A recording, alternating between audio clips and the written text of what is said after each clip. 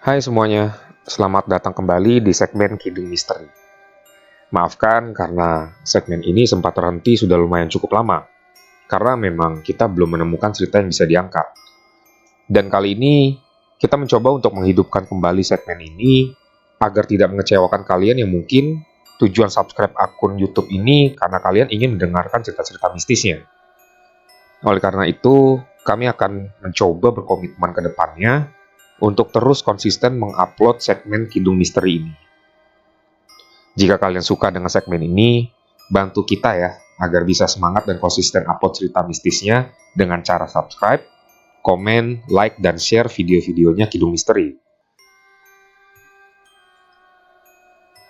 Di episode kali ini, Kidung Misteri akan mengangkat sebuah kisah nyata pengalaman mistis yang dialami oleh Mbak Jen sewaktu ia tinggal di Bekasi, dan cerita ini kami ambil dari situs media online, yaitu genpi.co, dan akan kami coba untuk ceritakan kembali agar kalian, terutama para warga Bekasi, bisa mengira-ngira di mana sih tempat yang dimaksud ini. Oke, seperti biasa, sebelum mendengarkan cerita ini, kalian bisa cari posisi yang paling nyaman, sambil siapin cemilan ataupun sesajen kalian lainnya. Kalau gitu, kita langsung aja mulai ceritanya.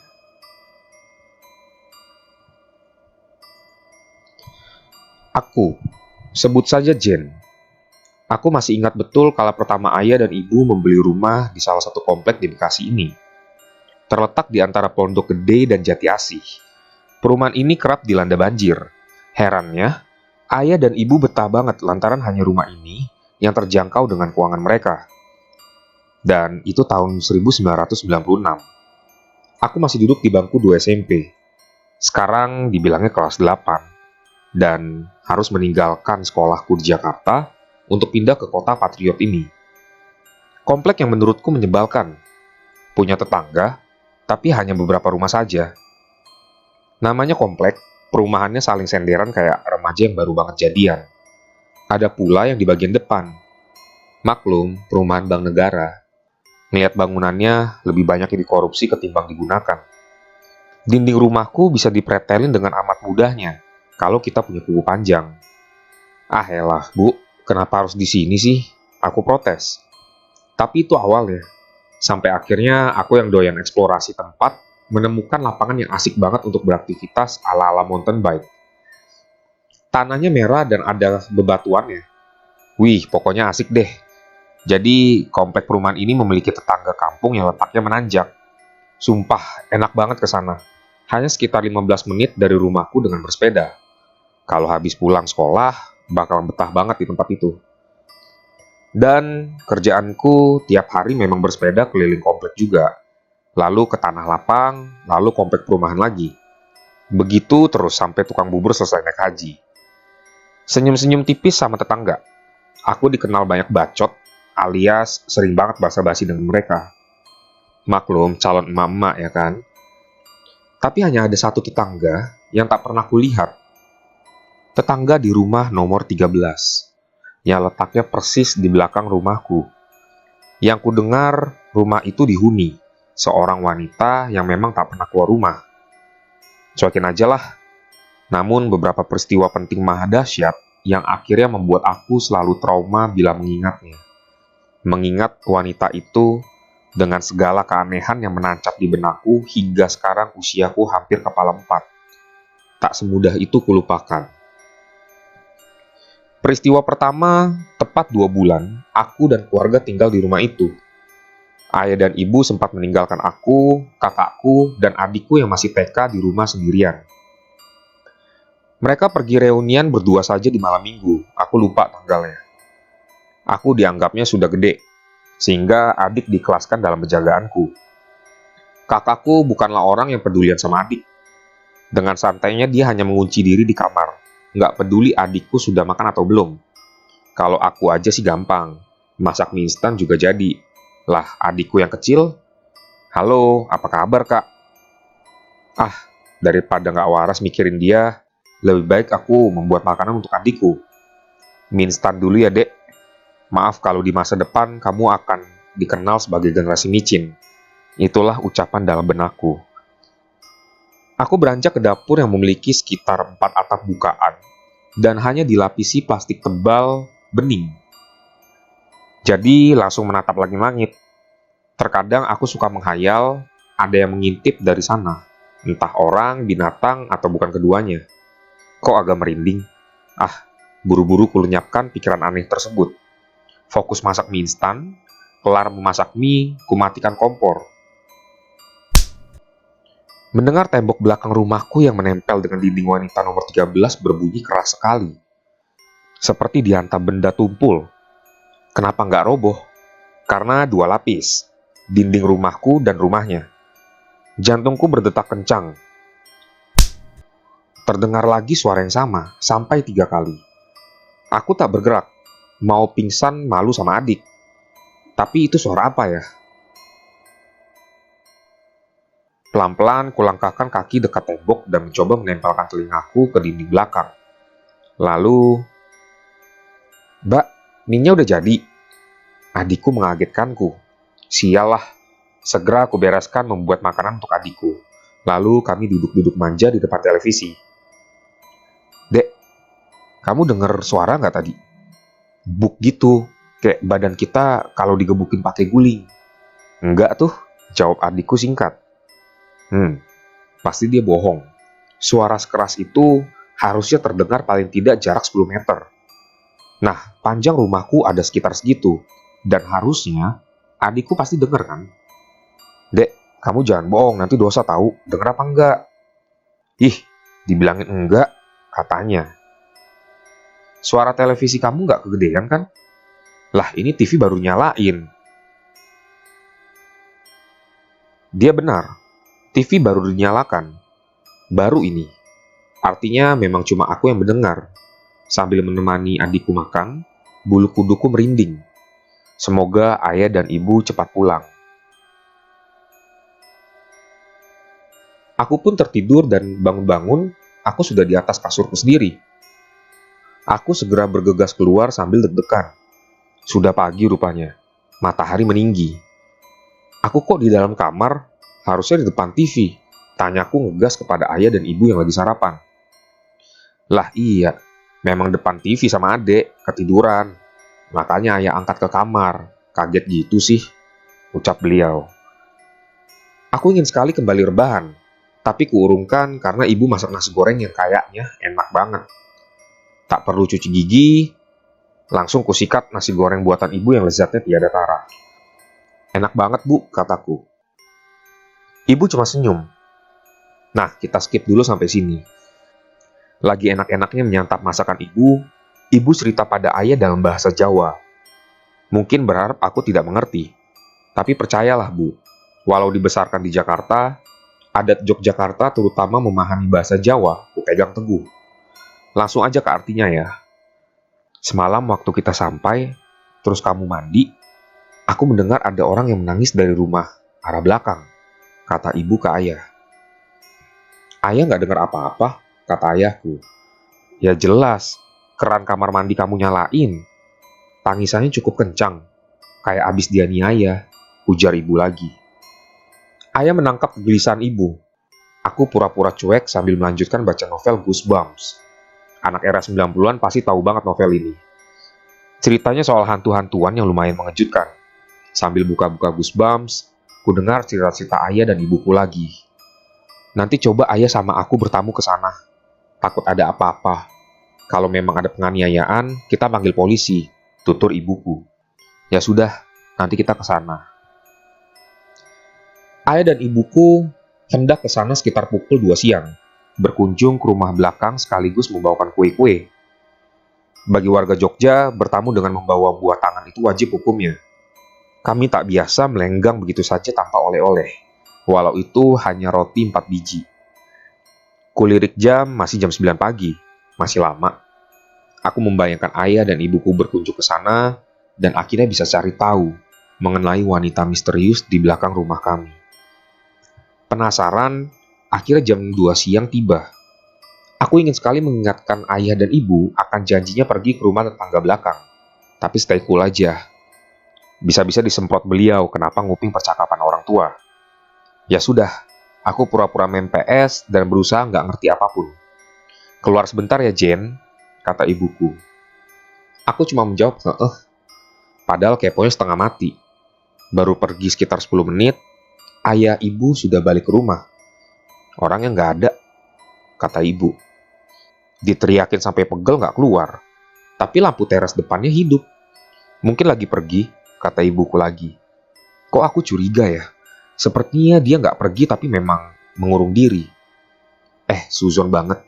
Tapi namanya anak kecil, lagi hobi-hobinya kepo.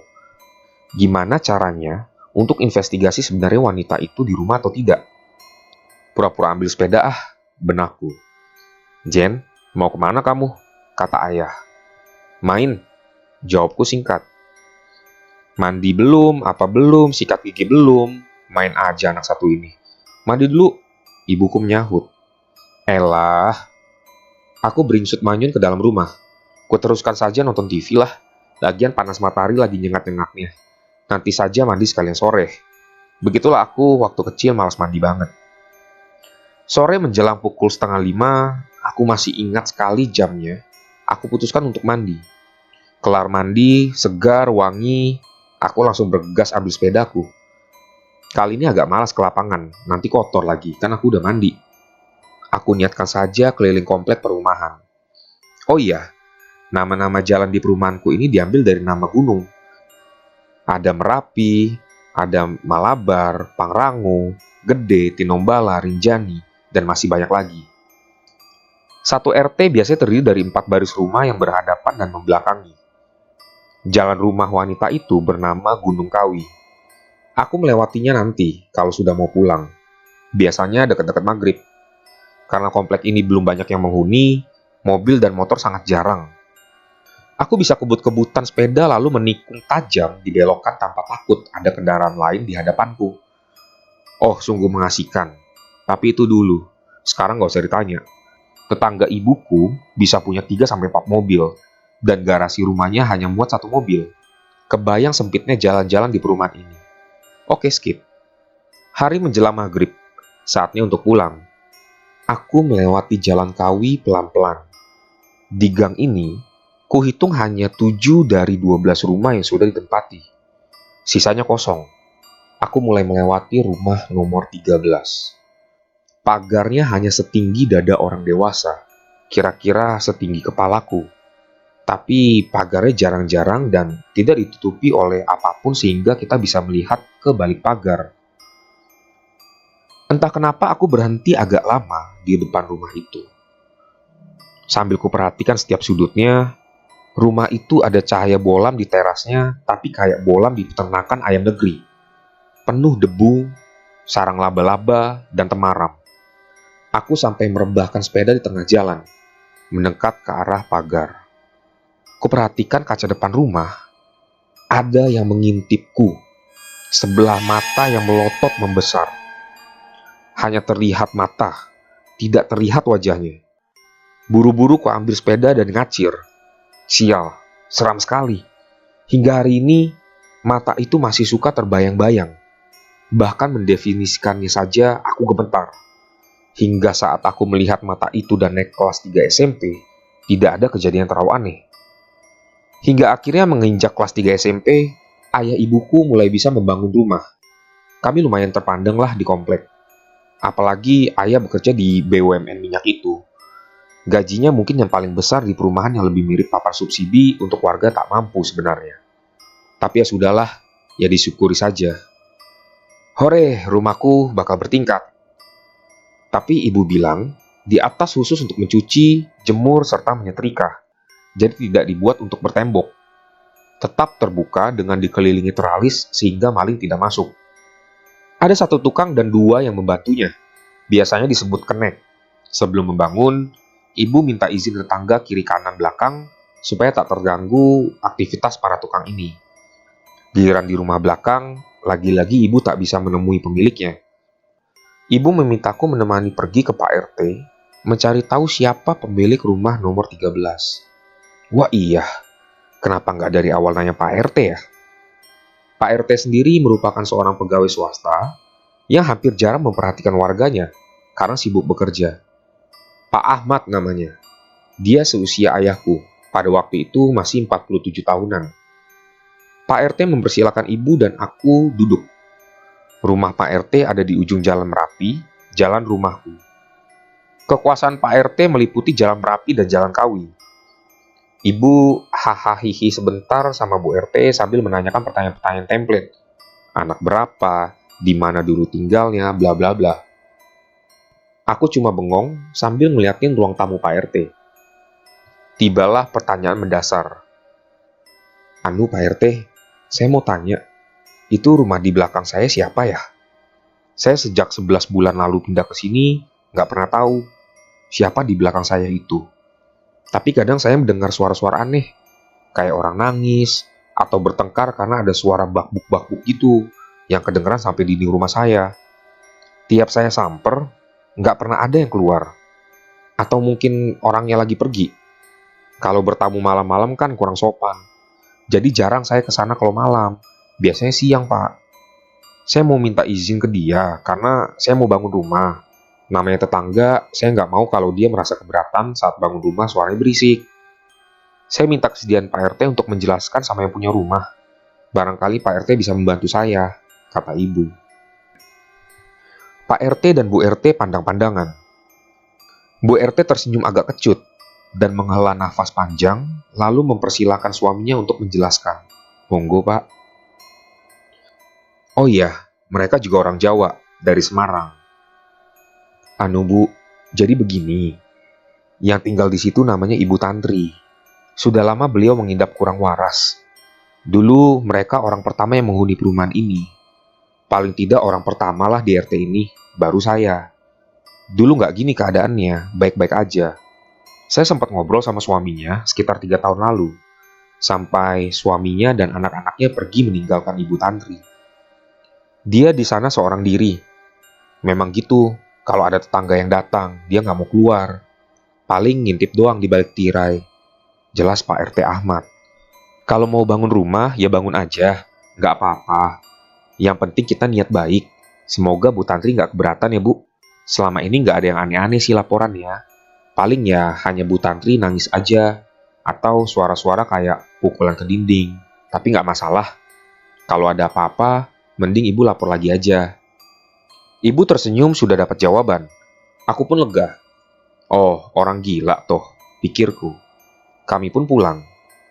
Ayah dan ibu memulai proses pembangunannya. Dikarenakan keluarga kami setengah kejawen, ayah dan ibu tak lupa menaruh sesaji agar pembangunan berjalan lancar. Bukan sesaji aneh-aneh, pakai ayam cemani segala, hanya bubur merah dan putih, dupa dengan jumlah ganjil, bunga-bunga diutamakan melati dan kenanga yang ditaruh dalam bejana air tawar. Itu saja. Cukup lama juga. Sebulan penuh proses pembangunan sampai jadi. Lancar dan hasilnya sungguh kece. Semi bangunan beratap jadi tak kehujanan. Teralis menutup di bagian belakang dan arah selatan. Nah, di bawah teralis dekat mesin cuci adalah rumah nomor 13. Dan di bawah teralis dekat saluran air adalah rumah nomor 19, samping rumahku. Aku bisa melihat atap rumah mereka dan rumah nomor 13. Satu atapnya hilang. Memungkinkan aku melihat isi rumahnya dari atas. Tapi nggak juga ternyata, karena ketutup plafon. Duh, otakku please jangan kepo.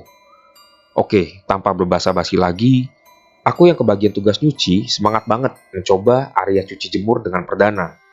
Apalagi ibu menaruh bale-bale dengan modifikasi kasur kecil di atasnya. Empuk banget. Tugas mencuci menjadi terasa aduhai.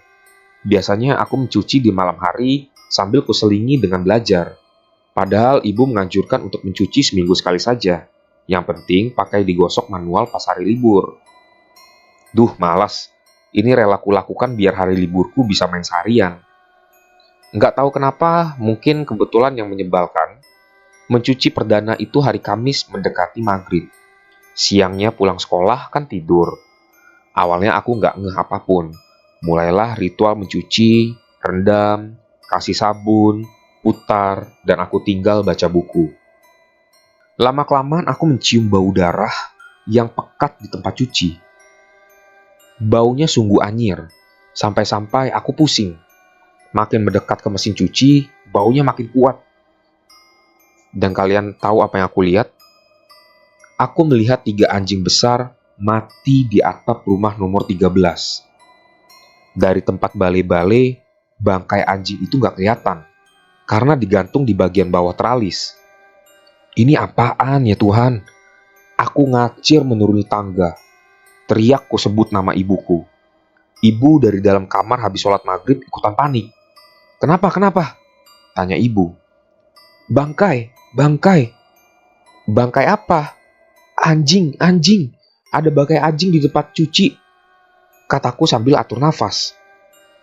Ibu keheran sekejap, sambil membenahi mukenanya. Dia pun ke atas dan... Mana bangkai? Kamu ngigo? Makanya kalau maghrib dalam rumah sebentar, bikin panik aja. Ibu bergegas ke dalam sambil marah-marah. Aku mendekat ke arah atap nomor 13. Dan ibuku tak salah. Bangkai itu sudah tidak ada. Sayup-sayup aku mendengar suara nyanyi. Entah kenapa mataku memandang ke atap rumah nomor 13 yang bolong. Aku mendekat ke arah atap itu, lalu melihat di bawahnya. What?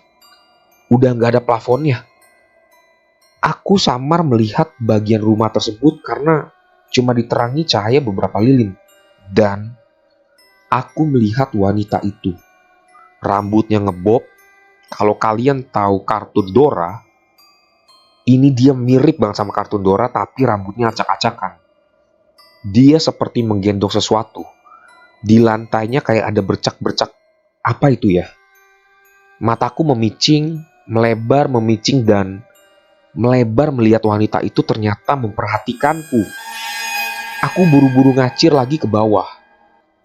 Bu, besok aja aku cucinya, ujarku ketus.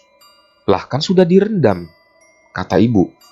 Besok bu, kalau ku bilang besok ya besok. Nadaku meninggi. Ibu pun terdiam. Orang tuaku mengerti. Kalau aku sudah marah, pasti memang ada alasan kuat. Aku langsung cuci kaki, masuk kamar dan merebah. Mengingat wajah wanita itu putih pucat, lingkaran matanya hitam, seperti tak tidur berhari-hari, bibirnya selemongan lipstik atau darah aku tak tahu. Yang jelas berwarna merah. Orang gila, mati saja kau. Aku bergumam dalam hati sampai ketiduran. Jumat ceria di sekolah, SMP tempatku belajar cukup jauh dari rumah. Sekali naik angkutan umum. Jaraknya dari Bundaran HI ke Semanggi lah kira-kira. Lumayan dong kalau jalan kaki. Lantaran anak baru dan merasa nggak selevel dengan SMP negeri, aku malas bergaul. Beda banget sama sekolahku ketika SD dan satu SMP alias di kelas 7. Waktu aku masih di sekolah swasta Katolik yang cukup ngehits. Pindah ke Bekasi di SMP negeri pula. Duh, jatuh pasaranku, pikirku saat itu. Di kelas 3 SMP atau kelas 9, aku baru kenal dekat dengan Yogi, yang ternyata sekomplek denganku. Bukan cuma sekomplek, Yogi ternyata juga tinggal di Jalan Kawi, rumahnya nomor 10. Sebenarnya aku sudah tahu sejak pertama kali pindah di komplek ini. Aku sering ketemu Yogi ketika nunggu angkot. Dia bawa motor sendiri, tapi nyelonong aja tanpa menyapaku. Pucuk dicinta ulang pun tiba. Semoga Yogi bisa memuaskan dahaga kepoku bertanya soal wanita di rumah nomor 13 itu. Yogi, gue Jen, kataku menyodorkan tangan. Gue udah tahu, anak baru kan lu? Katanya agak songong. Aku menarik tanganku kembali sebab dia tidak menyambutnya. Gue mau nanya sedikit, lu bisa bantu gue? Soal apa? Ibu-ibu di rumah nomor 13. Yogi pun menatapku. Aku melihat kekhawatiran di wajahnya. Emang kenapa mau tahu? Gue ngerasa aneh aja. Masa tetangga sendiri gue gak kenal? Udah setahun gue di sana. Gue tahu lu rumahnya deketan sama dia. Ceritain sedikit ya. Yogi pun diam beberapa saat. Yang gue tahu, dia bukan orang, tapi kuntilanak, kata Yogi dengan suara pelan. Hah? Kuntilanak? Lu gak salah? Enggak. Jadi dia itu dulunya suka ke dukun. Jiwanya dijual terus jadi kuntilanak. Ada pakunya di kepala, katanya. Gue denger-denger aja, makanya dia gak pernah keluar. Aslinya udah mati dia itu kalau pakunya dicopot. Yogi enteng banget ceritanya. datar, dan gak ngerasa ngeri atau apalah. Tapi lu yakin? Yakin sih, habis gak pernah keluar. Gue udah tinggal di sana dari SD kelas 5. Gue sedikit pun gak pernah ngeliat dia. Cuma diceritain, dulu keluarga bahagia gitu. Ada suami, anak, terus pada ninggalin dia semua. Katanya gara-gara ilmu hitam tadi. Itu aja yang gue tahu, kata Yogi. BTW, lu udah ada teman sebangku? Sama gue aja, Yogi menawarkan. Aku pun setuju, demi informasi yang lancar. Pulang ke rumah, sorenya aku main ke tempat Yogi. Tuh anak belum pulang ternyata. Ya sudah, kuhabiskan waktu dengan bersepeda. Masih ada matahari, iseng-iseng aku berhenti di rumah nomor 13. Kembali menatap rumah itu, terutama bagian tirainya. Berharap wanita di dalam situ melihatku. Sengaja nantangin, masih terang. Kalau gelap, aku gak akan tahu siapa yang aku hadapi. Lama aku berdiri, dia gak nongol-nongol. Buang-buang waktu, mending aku sepedaan lagi. Aku mengambil sepeda yang kurebahkan di tengah jalan. Saat hendak mengayuh, mendadak kakiku seperti ada yang menahan. Berat banget. Sepedaku juga jadi macet. Rantainya gak mau muter. Ini kenapa? Jen, Ada suara memanggilku, padahal gak ada orang di situ. Jen, Tubuhku kaku. Hari sudah menjelang maghrib, tapi aku tak bisa kemana-mana. Tubuhku tak bisa bergerak. Hanya kepala yang bisa digerakkan. Lidahku keluh. Mau teriak minta tolong gak bisa. Aku menengok ke arah rumah itu, dan di tirainya, wanita itu melongokkan kepalanya. Wajahnya putih keabu-abuan. Dua matanya yang mengerikan menatapku.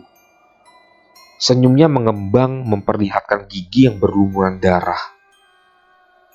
Jen, Ternyata dia yang memanggilku. Tahu dari mana namaku? Sialan. Sekitar 1 menit aku memberanikan diri menatapnya. Aku berusaha tak berkedip. Tantangin aja sekalian. Apa maunya dia?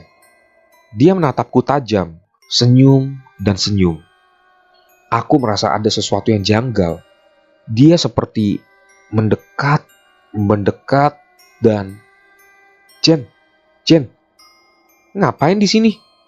Ternyata Yogi sudah ada di sebelahku. Hari sudah maghrib. Matahari sebentar lagi benar-benar akan hilang. Badanku yang tadinya kaku, sekarang sudah agak melemas, tapi bulu kuduku tetap tegak. Aku memandangi Yogi dengan wajah ketakutan. Yogi memandangiku lalu memandangi rumah nomor 13. Pulang aja yuk Jen, gua anter. Lu mah nyari perkara, kata Yogi. Aku menurut dan tiba di rumah Yogi menceritakan semua pada ibuku. Wajah ibuku serius, tapi beliau mencoba untuk bersikap bijak menanggapi semuanya.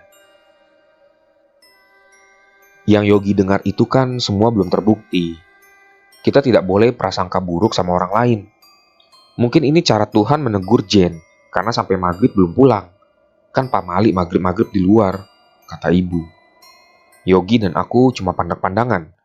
Akhirnya dia pamit pulang. Permisi tante, katanya sambil salim ke ibuku. Aku mengucapkan terima kasih ke Yogi sambil janjian besok ke sekolah. Yogi berjanji menjemputku pukul 6:30 pagi agar kita berdua tak terlambat. Setelah aku menutup pintu, ibu menyuruhku duduk lagi. Beliau menasihatiku. Lain kali, jangan kamu usik orang lain supaya orang lain tidak mengusik kamu. Keingintahuanmu yang besar bisa mencelakakanmu, Jen. Tolong dimengerti kata-kata ibu. Andaikan yang Yogi ceritakan itu benar, lalu kamu mau apa? Sudahlah, tugasmu itu belajar. Tak perlu mencari tahu kehidupan orang lain, kata ibu. Aku hanya mengangguk. Ibu meminta sekali lagi agar mengabaikan apapun yang sekiranya aku dengar, kucium dan kulihat mengenai rumah nomor 13. Ibu juga menyuruhku terus minta pertolongan pada Tuhan agar selalu dilindungi. Aku pun menyanggupi. Tahun demi tahun, walau ada apapun yang aneh tapi masih tergolong wajar, aku hanya bisa diam. Ibu, ayah, kakakku, dan adikku juga sama. Berusaha bersikap jika itu semua adalah hal yang baik-baik saja.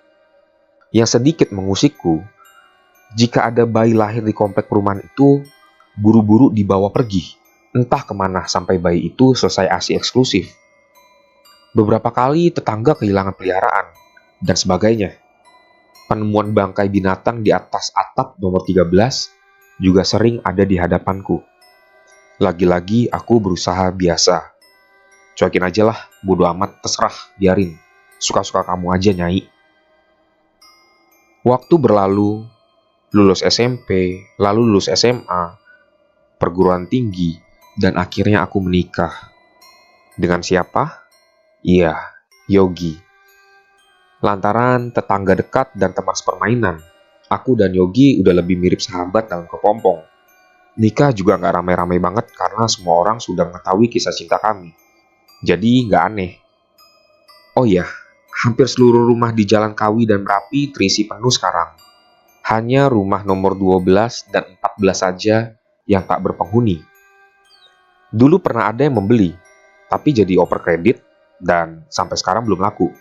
Ada pula yang pernah mengontraknya tapi hanya bertahan sebulan 2 bulan. Selebihnya kosong lagi. Kami menumpang di rumah mertua Indah, bolak-balik aja. Nah, kadang seminggu di rumahku, seminggu di rumah Yogi.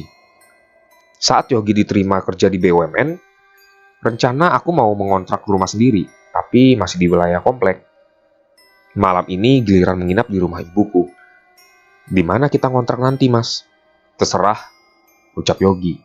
Belakang sini, tanyaku sambil ketawa pelan. Yogi menggeleng keras. Enggak, gue nggak mau ambil risiko. Ntar juga lu hamil kan? Gue nggak berani ngucapin tapi udah kebayang yang enggak, kata Yogi. Mendadak, aku mual.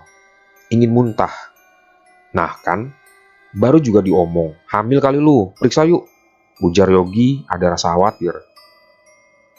Malam itu kami ke bidan yang buka praktik di depan komplek. Selamat ya Pak Yogi, istrinya udah 4 minggu ternyata. Si bidan menyalami suamiku. Mata Yogi berbinar-binar. Aku tersenyum melihat suamiku girang. Kami pulang ke rumah ibuku. Tapi entah kenapa, Yogi mendadak ingin malam itu menginap di rumah ibunya. Gue deg-degan gini ya. Nginep rumah nyokap gue aja ya, kata Yogi. Aku aneh melihat dia, tapi kuiyakan. Ya sudah, terserah. Bilang dulu sama ibu, kataku. Yogi akhirnya meminta izin pada ayah dan ibuku. Ibuku mengiyakan setelah sebelumnya keduanya ikutan girang karena kabar bahwa kami akan punya anak. Kami pun langsung ke rumah mertuaku. Lupa cerita, Yogi berdarah Kalimantan, Bali, dan Jawa. Perilmuan supranatural, hal yang biasa di rumahnya. Ibunya pun bisa melihat hal-hal gaib yang tak bisa dilihat orang biasa sepertiku. Meski begitu, Yogi dan aku merupakan produk zaman sekarang yang gak repot dengan mistis. Assalamualaikum. Yogi mengucapkan salam, masuk ke rumah orang tuanya. Waalaikumsalam. Mertua laki-laki menjawab salam. Bapak mertuaku orangnya lucu, gemuk dan punya pipi bulat. Dia sayangnya bukan main sama aku. Mungkin karena sama-sama orang Jawa. Dari mana ini? Kata bapak mertuaku sambil mengacak-acak rambutku. Ibu mertuaku pada saat itu sedang berada di dalam kamar mandi. Saat beliau keluar dan menghampiri kami, mendadak wajah beliau menegang. Tutup pintu rumah. Yogi, tutup sekarang, katanya setengah berteriak. Aku bingung sekaligus bengong. Aku berinisiatif menutupnya, tapi dicegah. Jen, menjauh dari pintu. Yogi, cepat. Suamiku segera menutup pintu. Bu, udah malam juga, jangan teriak sih, kata Yogi. Lu gak tahu yang ibu lihat dan yang gue lihat, Mas. Jadi lu diem aja, kata Nita, adik iparku menyambar. Yogi pun diam dan maklum. Nita memang juga bisa melihat makhluk astral. Segera setelah ibu mertua komat kamit membaca doa, dia menghampiriku. Alhamdulillah, selamat ya, katanya. Ya, beginilah, kalau punya mertua udah bisa melihat masa depan. Kami belum cerita aja dia sudah ngerti. Kenapa nih?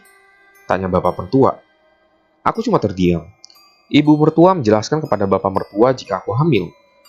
Wah, bapak mertuaku langsung memberikan selamat. Disuruhnya Yogi beli martabak untuk merayakan kehamilanku. Beli yang banyak martabaknya, bapak martabak keju. Kamu apa terserah, kata bapak mertua sambil memberi uang ke anaknya.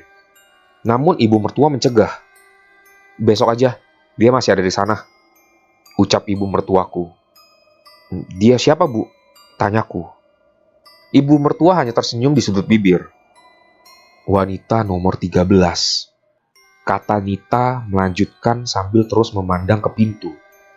Aku terhenyak, pandang-pandangan dengan Yogi. Yogi sampai memegang kepalanya tanda pusing. Dari cerita Nita, ternyata dari tadi dia sudah mengintil kami. Bapak mertuaku berusaha mencairkan ketegangan yang terjadi. Beliau memang super lah, bisa tertawa di tengah suasana mencekam. Bapak mertua menceritakan ulang ketika Yogi masih kecil dan suka buang hajat di celana. Aku pun terbahak-bahak dan Yogi juga. Hanya Nita dan ibu mertua yang tidak tertawa. Mereka terus memandang ke arah pintu. Kelar bercanda ria, Yogi dan aku pamit tidur. Bapak mengiyakan, sementara ibu memberikan sebuah gelang dari kayu gaharu. Pakai ini selama kamu hamil. Jangan dicopot meski mau mandi sekalipun, kata ibu mertua sambil ia memakaikan gelang itu kepadaku. Aku mengiyakan.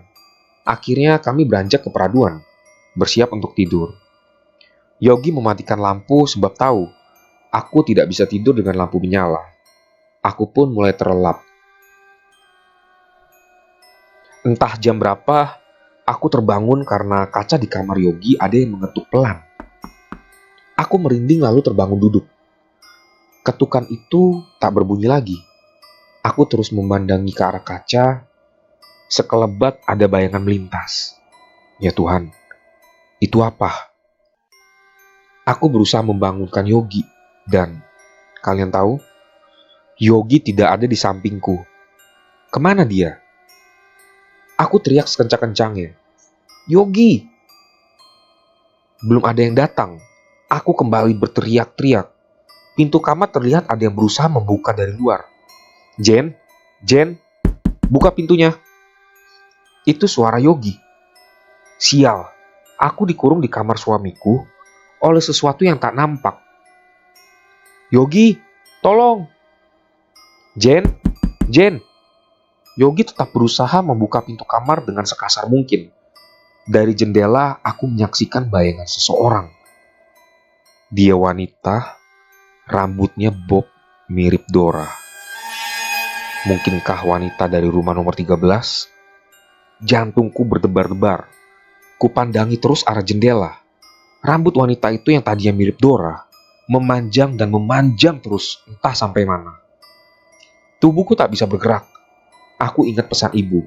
Tetap sebut nama Tuhan dalam hati. Aku pun membaca doa yang kubisa. Dari arah luar, suamiku terus berupaya membuka kamar. Dia langsung memelukku erat. Kamu kenapa?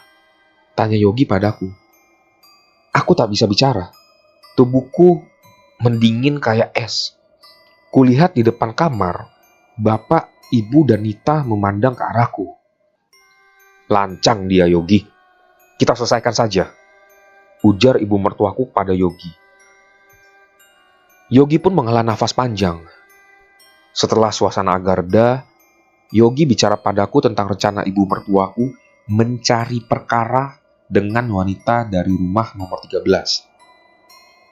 Ibu yakin itu dia, kata suamiku. Mas, kamu ingat dong pesan ibuku. Kita nggak boleh prasangka buruk sama orang. Memang yang kusaksikan bayangan mirip dia, tapi bukan berarti itu dia. Kita harus menggunakan asas praduga tak bersalah. Ini bukan hal biasa. Perang ilmu, wailah, mana aku kepikiran? Nggak sama sekali. Aku nggak punya ilmu apapun dalam tanda kutip. Keluargaku juga biasa-biasa aja, Mas. Udahlah, lupakan, kataku. Ya udah, kamu sendiri deh yang ngomong sama ibu. Gi sana. Ibu tuh udah geram banget sama dia. Bertahun-tahun, warga sini yang tengah hamil dan baru melahirkan meminta bantuan ibu karena selalu diganggu. Oleh siapa? Dia itulah orangnya, ujar suamiku berapi-api. Aku dari SD, Jen. Aku tiap hari melihat orang datang minta bantuan. Kamu kan nggak tahu peristiwa apa yang sudah dilalui keluargaku. Sekarang menantunya sendiri yang mengalami. Masa iya ibu tega ngediemin kamu? Ini nggak sekali dua kali, Jen. Sering. Kalau ada orang yang hamil, memang beginilah yang terjadi di komplek ini, kata Yogi. Aku cuma terdiam. Peristiwa barusan cukup membuat jantungku copot. Terserah ibu aja, aku ikut, kataku akhirnya. Sementara waktu, aku diungsikan oleh ibuku ke Yogyakarta. Hari-hari aku menunggu bayiku besar di kota pelajar yang syahdu ini. Yogi sebulan sekali menengokku dan anaknya. Syukurlah, di sini aku tidak mengalami kejadian aneh-aneh. Menurut eyangku, di sini banyak yang menjaga. Entah apa maksudnya, yang jelas memang lebih tentram di Jogja. Tibalah saat kelahiran si jabang bayi yang lucu berjenis kelamin laki-laki. Alhamdulillah, lahir dengan selamat. Aku menunggunya agar usianya 1 bulan, baru kembali lagi ke Bekasi. Komplek perumahan tempat ayah, ibu, dan mertuaku berada. Balik ke komplek ini, yang pertama kali ingin aku lihat adalah rumah nomor 13. Rumah tersebut sudah hancur dan tinggal puing setinggi paha orang dewasa. Kemana wanita di situ ya? Entahlah, aku tak ingin kepo berlebihan. Yang jelas, hawa di sana jadi jauh lebih baik semenjak dia tidak ada.